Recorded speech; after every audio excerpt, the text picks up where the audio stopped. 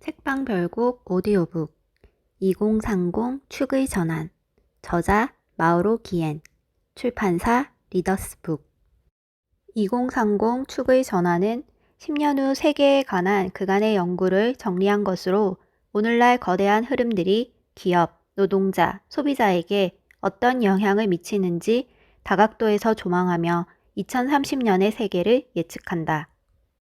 한국어판 서문 한국은 모든 것이 중간 규모인 국가다. 다시 말해 자체적인 인구수나 경제 규모에만 의존해서는 미래의 번영을 장담할 수 없으며 다른 국가들과의 협력 없이 세계화에 앞장설 수 없다. 그렇지만 세 가지 중요한 변화를 기회로 바꿀 수 있으면 한국의 미래는 밝다고 생각한다. 우선 노년층의 시간제 근로자로 그리고 환경 문제를 의식하는 소비자로 활용함으로써 경제 발전을 촉매로 삼자. 둘째, 고등교육을 받은 사람, 특히 여성의 창의력을 적극 이용하자. 셋째, 세계화, 국제무역, 이민을 받아들이는 동시에 그 과정에서 변화에 뒤떨어지는 사람들이 없도록 하자. 이제부터 내가 소개하는 이야기들은 이런 가능성들을 실현하기 위한 방법들을 보여준다. 1장. 출생률을 알면 미래가 보인다. 2030년을 바라보는 지금 우리는 출생률 저하와 맞닥뜨리고 있다. 앞으로 수십 년 동안 세계 인구는 1960년과 1990년 사이에 늘어난 인구수의 절반 이하 정도만 증가할 것이다. 여러 가지 이유가 있겠지만 성관계에 대한 무관심이 흥미로웠어요. 기술과 성욕의 관계는 놀랄 정도로 간단하다. 이제 수많은 오락거리를 언제든 접할 수 있게 된 우리는 그만큼 성관계에 대한 흥미를 잃어버렸다. 현대사회는 라디오에서 텔레비전, 비디오 게임과 인터넷에 이르는 수많은 오락을 우리에게 제공하고 있다. 미국을 비롯한 일부 선진국에서는 지난 몇십 년 동안 성관계 횟수가 줄고 있다. 성적 행동 보고서라는 학술지에 실린 연구 결과에 따르면 1990년대 후반과 2010년대 초반을 비교하면 미국 성인들의 연평균 성관계 횟수가 9분의 1로 줄었다. 하지만 유럽과 미국 그리고 동아시아의 인구가 제자리 걸음을 하는 동안 사하라 사막 이남 지역에서는 과거보다 더디긴 하지만 인구가 계속 증가하고 있다. 현재 13억 명 정도인 이 지역 인구는 2038년에 20억 명, 2061년에는 30억 명에 육박할 것으로 예상된다. 이렇게 인구수가 증가하고 있는 아프리카는 한 분야에서만큼은 어느 국가보다 빠르게 21세기로 도약했다. 바로 이동통신 기술이다. 이 변화는 이미 아프리카 대륙 전체의 삶을 변화시키고 있다. 케냐는 10년 전에 모바일 결제를 선도하는 국가 중 한 곳이 됨으로써 세계를 놀라게 했다. 지금은 케냐 전체 인구의 4분의 3이 이 기술을 적극 활용하고 있으며 나이로비는 미국의 실리콘밸리를 빗대어 실리콘 사바나라고 불리는 도시가 되었다. 그래서 나는 2030년의 세상을 미리 보고 싶어하는 사람들에게 무조건 아프리카로 가보라고 권한다. 2장. 밀레니얼 세대보다 중요한 세대. 오늘날 전 세계가 주목하는 세대는 약 23억 명에 달하는 밀레니얼 세대, 그러니까 1980에서 2000년에 태어난 세대다. 기업가 정치가들 모두가 그들의 마음과 주머니 속의 돈, 그리고 투표권을 원한다. 미국의 투자은행 모건 스탠리에 따르면 밀레니얼 세대는 현재 경제활동의 가장 중요한 연령대다. 그렇지만 이건 잘못된 생각이다. 밀레니얼 세대는 이전 세대와 크게 다르지 않다. 실제로 소비가 빠르게 늘고 있는 세대는 따로 있다. 그 연령대를 알고 나면 깜짝 놀랄 것이다. 이들 대부분은 기업들의 무시를 받아왔지만 꼬박꼬박 투표하는 성향 때문에 정치가들에게는 소중한 유권자들이다. 지금 이들은 전 세계 자산의 최소한 절반 이상을 소유하고 있으며 미국의 경우에는 비중이 80% 이상이다.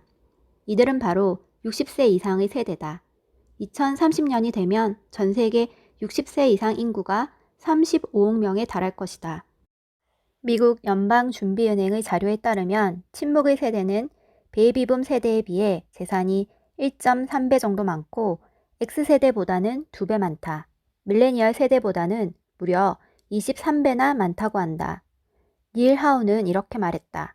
시장은 이제 이들의 새로운 구매력을 알아차렸고 60대에서 70대에 이르는 나이 많은 소비자들의 관심을 끌기 위해 많은 비용과 노력을 쏟고 있다. 나이 든 사람들의 필요에 맞추는 방법이 두 가지 있다. 첫째는 구매하지 않고 대여하는 방식이다. 소비자는 몇 년마다 새로운 제품으로 교환할 수 있으며 비싼 돈을 주고 산 제품을 오래 쓰지 못할 가능성이 있는 사람들에게는 금전적으로도 더 이익일 것이다. 둘째는 사용자의 건강과 체력 혹은 인지 능력이 떨어질 것을 예상해서 기능적으로 설계한 제품이다. 세탁기를 예로 들면 세대에 관계없이 사용할 수 있도록 디지털 방식으로 표시되는 계기판을 다양하게 설정할 수 있도록 만들면 좋을 것이다. 3장. 새로운 중산층의 탄생. 소비의 주체가 아시아로 넘어가는 변화의 흐름은 2030년이 아니라 지금도 확인할 수 있다. 인터넷 온라인 장보기에서 중국이 차지하고 있는 위상을 생각해보자. 중국의 11월 11일 광군제는 주로 인터넷에서만 기념하는 날인데 2017년에는 이날 하루에만 250억 달러어치가 넘는 상품이 거래되었다. 미국에서 인터넷 상품 거래를 활성화하기 위해 만든 날인 사이버 먼데이의 거래량 70억 달러를 초라하게 만드는 규모다. 도박 사업은 또 어떤가? 중국 남부의 마카오가 연간 도박 관련 사업으로 올리는 수익은 330억 달러로 저 유명한 미국 라스베이거스의 70억 달러를 훨씬 웃돈다. 그러나 중국 중산층 시장은 기껏해야 향후 10에서 20년 동안만 구매력 측면에서 세계 최대 규모를 유지할 것이다. 인도에서 젊고 교육 수준이 높은 인구가 증가함에 따라 경제가 성장하여 2030년에는 인도가 가장 매력적인 신흥공업국 시장이 될 것이다. 중국이나 인도와 비교하면 얼마 되지 않지만 아프리카의 중산층 소비 시장도 계속 성장하고 있다. 여러 설문조사에 따르면 아프리카 최대 강국이라 할 수 있는 나이지리아, 남아프리카 공화국, 이집트, 케냐에 사는 소비자들의 4분의 1에서 2분의 1 정도는 지난 5년 동안 생활 수준이 크게 향상되었다고 느낀다. 기본 생활비 외에도 가외로 쓸 수 있는 소득이 늘면서 유명 상표의 제품들을 사고 싶은 욕구가 생겼고 최신 유행이나 흐름을 따라갈 여유도 생겼다. 이제 이들은 가격보다 품질을 중요하게 여기며 세계적으로 유명한 상표들을 선호한다. 지금은 시장이 온통 미국이나 유럽산 제품들 뿐이지만 머지않아 국내 기업들도 그 자리를 차지할 것이다. 2030년이 되면 신흥공업국 시장의 중산층 소비자 규모는 미국과 유럽, 일본의 5배 이상이 되고 2020년부터 계산하면 2배 이상 많아질 것이다. 이제는 심슨 가족이 아니라 중국의 왕씨 가족, 인도의 싱씨 가족, 혹은 아프리카의 무항기 가족의 활약상을 보게 될 날도 머지않았다. 전 세계의 주요 상품들은 미국 소비자들의 기호가 아니라 개발도상국 중산층의 열망을 반영해 만들어질 것이다. 4장. 더 강하고 부유한 여성들. 우리 사회가 불편해하는 것은 바로 돈 많은 여성, 그리고 권력을 진 여성이다. 드라마 섹스 앤 더 시티의 원작자. 대부분의 재산을 남성들이 만들어내고 소유하며 관리하던 시대는 이제 거의 막을 내렸다. 그리고 금융시장은 거대한 변화를 맞이하고 있다. 요즘은 어째서 더 많은 사람이 수익률 변동이 큰 관리형 펀드가 아니라 주가시장 지수와 연동되는 주식 펀드를 선호하는지 궁금한가? 이제는 어느 정도 짐작될 것이다. 투자하는 사람들 중 여성의 비율이 늘고 있기 때문이다. 다시 말해 소비자, 저축 고객, 투자자로서의 여성을 잘 이해하면 기업들은 완전히 새로운 기회의 시장을 찾을 수 있다. 실제로 여성들의 입지가 올라가고 전 세계 부의 가장 많은 부분을 좌우할 때 여성들의 기호와 선택을 제대로 이해하지 못하면 어느 기업도 성공할 수 없을 것이다. 여성들이 힘겹게 얻은 새로운 사회적 지위는 권력 구조의 변화로 이어질 가능성이 있다. 그렇다면 많은 연구가 증명하는 것처럼 추문과 부패가 없고 폭력도 사라진 사회를 만들 수 있을지도 모른다. 또는 일부 여성들만이 혜택을 누리고 나머지는 더 외곽으로 떠밀려가 사회적 갈등이 전보다 심한 양극화 사회가 형성될지도 모를 일이다. 그렇지만 정치와 산업에 미치는 영향에 관계없이 여성들은 더 많은 재산을 거머쥘 것이고 낮은 출생률과 노령화가 문제가 되는 미래 사회에서 교육과 보건 문제 등을 포함한 여러 분야에서 여성들을 더 배려하는 쪽으로 관심을 기울일 것이다. 5장 변화의 최전선에 도시가 있다. 2030년이 가까워질수록 도시는 다가올 미래의 축소판이 될 것이다. 지금까지 살펴본 유행이나 흐름들이 도시에서는 더욱 빠르게 진행된다. 출생률은 더 일찌감치 더 빠르게 떨어진다. 밀레니얼 세대의 행동 유형은 애초에 본질적으로 도시 지향적이다. 새로운 중산층은 대규모 복합 단지에 산다. 여성은 도시 지역에서 더 많은 기회를 얻으며 성관념은 빠르게 진화한다. 도시는 변화를 이끄는 거대한 구심점이자 우리가 아는 기존의 세상을 무너뜨리는 촉매제다. 2030년이 되면 인구 100만 명이 넘는 도시가 400개는 될 것이다. 본질적으로 이중적인 이 도시 집합체들은 집에 틀어박혀 텔레비전이나 스마트폰만 바라보는 과체중 인구들로 가득 찰 것이다. 이런 현상은 사회적 참여가 아닌 사회적 고립으로 이어질 것이다.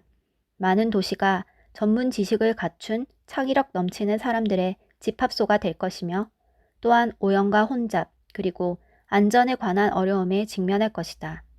기후변화에 가장 많이 노출된 도시들은 깨끗한 물이 부족한 현상과 해수면이 점점 높아지며 밀려오는 바닷물 때문에 고통을 겪을 것이다. 우리의 어떤 행동이 이런 변화를 완화할 수 있을까? 수직 농업은 우리가 원하는 만큼 빠르게 발전할 수 있을까? 과학기술로 문제 해결의 돌파구를 만들 수 있을까? 이제 6장과 7장 그리고 8장에서는 발명과 혁신으로 이룩할 수 있는 혁명 그리고 삶의 질을 끌어올릴 수 있는 가능성을 탐구하려 한다. 6장 과학기술이 바꾸는 현재와 미래 2030년이 되면 기술 변화를 통해 공장과 사무실, 병원, 학교, 가정 그리고 모든 사회 기반 시설에 수십억 개에 달하는 컴퓨터와 감지장치, 로봇 기술이 투입되는 세상이 열릴 것이다. 제조업에는 사상 최초로 인간의 두뇌보다 많은 컴퓨터가, 인간의 눈보다 많은 감지장치가, 그리고 인간의 노동력보다 많은 로봇이 투입될 것이다. 우리는 캄브리아기 대폭발에 가까운 기술적 변화의 시대를 통과하고 있다. 캄브리아기 대폭발은 5억 4,100만 년 전에 일어났으며 1,300만에서 2,500만 년 정도 지속되었다. 이 시기에 육지와 해양 생태계가 자리를 잡으며 수많은 새로운 생물종이 출현했다. 가상현실에서 3D 인쇄술, 그리고 인공지능에서 나노 기술에 이르는 오늘날의 변화를 캄브리아기 대폭발과 비교하면 과장 같을 것이다. 그러나 이 새로운 기술들은 빈곤과 질병, 환경 파괴, 기후변화, 사회적 고립에 이르는 감당하기 어려운 문제들을 해결할 수 있다는 희망을 안겨준다. 또한 성견지명을 갖춘 젊은 기업가들이 대부분인 새로운 계층을 만들고 있다. 톰 울프의 표현을 빌리면 대부분 20대인 이 기업가들은 스스로를 세상의 주인으로 자처한다. 그리고 해수면 상승으로 위협받는 도시들이라면 3D 기술로 일종의 방파제를 만들어 세울 수 있다.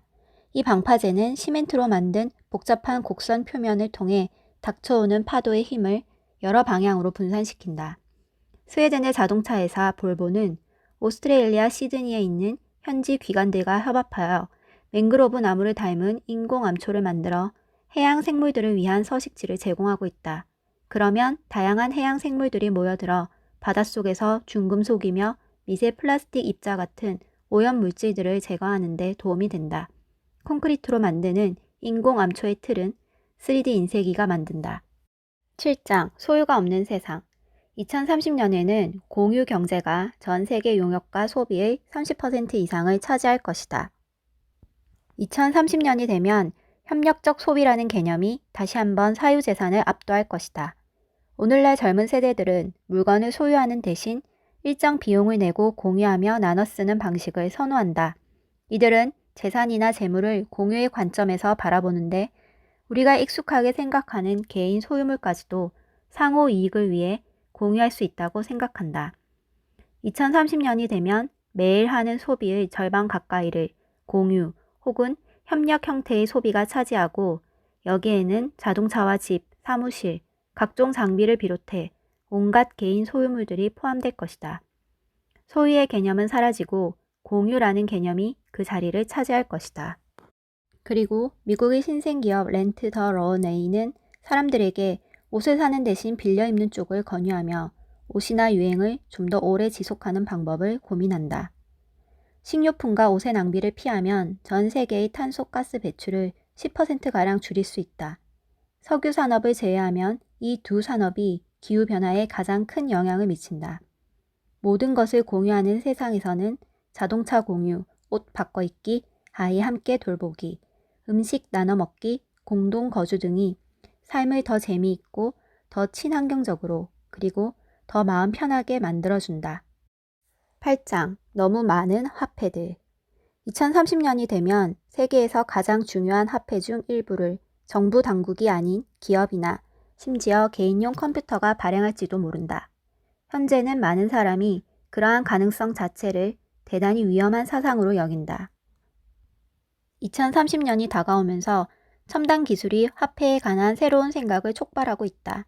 정부가 아닌 다음에야 화폐를 찍어 발행하는 일은 번거롭고 비용도 많이 들 뿐 아니라 불법이다. 그런데 디지털 암호화폐는 정부가 불법으로 규정하지 않는다면 비용과 수고는 생각할 필요도 없으며 대단히 빠르게 확산할 수 있다. 암호화폐를 통해 실제로 유통되는 화폐의 가짓수가 사상 처음으로 국가의 수를 넘어섰다. 사라지는 화폐도 있지만 어쨌든 암호화폐의 종류는 계속 늘고 있기 때문에 격차는 계속 벌어질 것이다. 암호화폐가 정말로 혁명적인 이유는 발행과 유통에 중앙정부의 권위가 필요하지 않기 때문이다.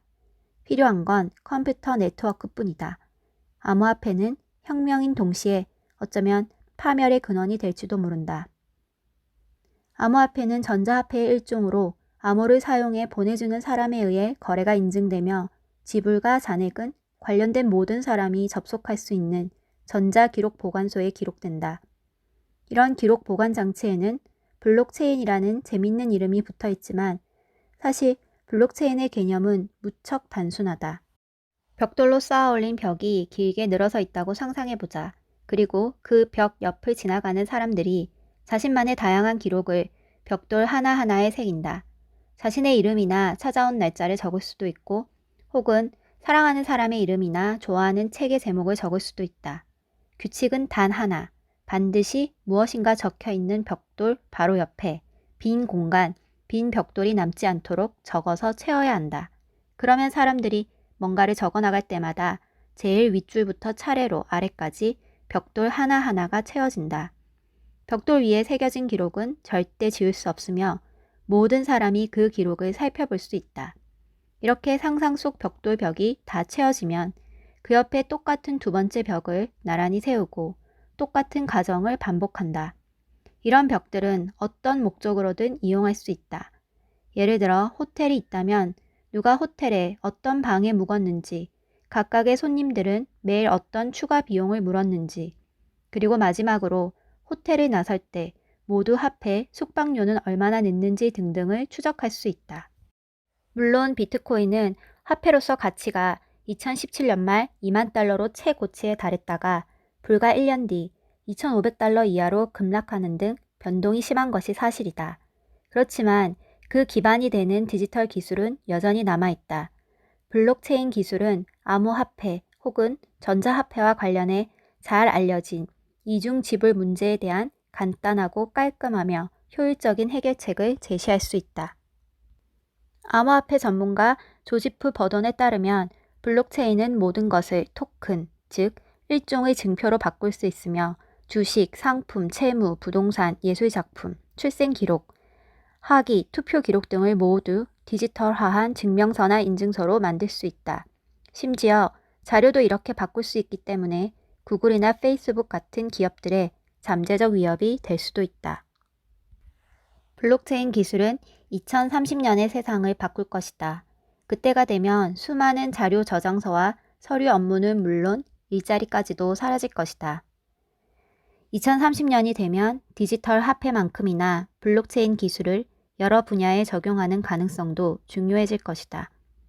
다만 그러려면 우리가 돈에 관해 생각하고 사용하는 방식 자체를 암호화폐가 변화시킬 수 있어야 하며 사업체 경영이나 개인 재무 상황 관리를 넘어서 우리의 삶 자체를 개선할 수 있는 새로운 가능성과 지평을 열어젖혀야 한다.